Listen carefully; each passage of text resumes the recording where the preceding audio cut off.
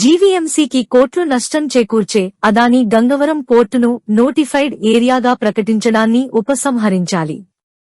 CPIM demand.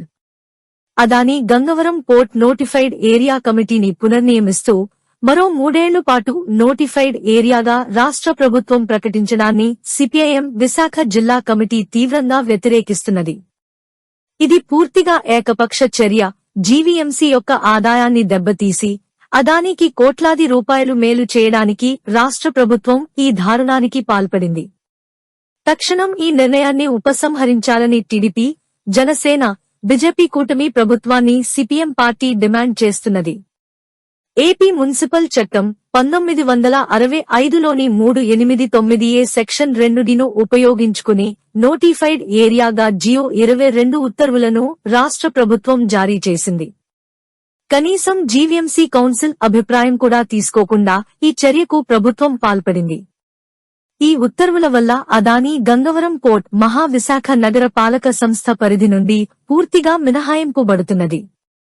అంతేగాక ఈ notified కమిటీకి చైర్మన్ గా కూడా Adani port chief executive officer ని ప్రభుత్వం నియమించింది.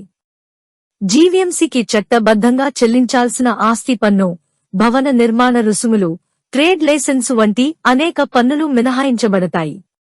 ఈ చర్య వల్ల ఏడాదికి అదానీ పోర్టు చెల్లించాల్సిన సుమారు 60 కోట్ల రూపాయల వివిధ రకాల పన్నుల రూపంలో జీవీఎంసీ నష్టపోతుంది.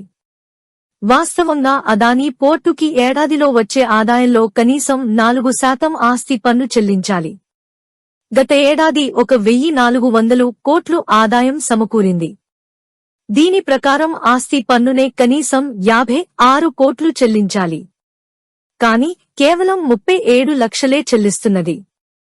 అదే విశాఖ పోర్ట్ ఏడాదికి ఆస్తి పన్ను రూపంలో జీవీఎంసీకి 80 కోట్లకు పైన చెల్లిస్తున్నది.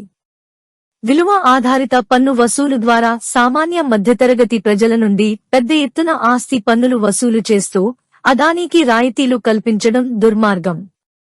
అదానీ పోర్టు చట్టబద్ధంగా చెల్లించాల్సిన ఆస్తి పన్ను చెల్లించకపోగా అదానీ వాహనాల వల్ల గాజువాక రోడ్లు తీవ్రంగా దెబ్బతింటున్నాయి. జీవీఎంసీ తిరిగి 15 కోట్లకు పైగా ఖర్చు పెట్టాల్సి వస్తున్నది. అంతేగాక గాజువాకను పొల్యూషన్ మయం చేసి ప్రజలను అనారోగ్యం పాలు చేస్తున్నది.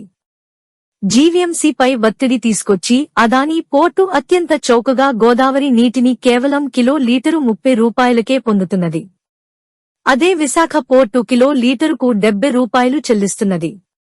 అపార్ట్మెంట్ వాసులకు సైతం కిలో లీటరుకు స్లాబ్ రూపంలో 30 రూపాయలు పైన నీటి ఛార్జీలు వసూలు చేస్తున్నారు.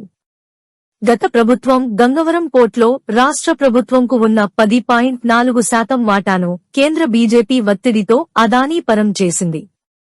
అప్పుడు ఆ చర్యను చంద్రబాబు తీవ్రంగా వ్యతిరేకించి అధికారంలోకి రావడంతోటే అదానీ సేవలో మునిగి తేలుతున్నారు. పోర్టును నోటిఫైడ్ ఏరియాగా ప్రకటించడమే కాకుండా రాష్ట్రంలో పెద్ద ఎత్తున చంద్రబాబు కూటమి ప్రభుత్వం అదానీకి భూములు కట్టబెడుతున్నది. విద్యుత్ రంగాన్ని అదానీ పరం చేసే చర్యలకు సైతం ఒడిగట్టింది. అదానీ గంగవరం పోర్టును నోటిఫైడ్ ఏరియాగా ప్రకటించిన నిర్ణయాన్ని రాష్ట్ర ప్రభుత్వం వెంటనే ఉపసంహరించుకోవాలని సిపిఎం డిమాండ్ చేస్తున్నది.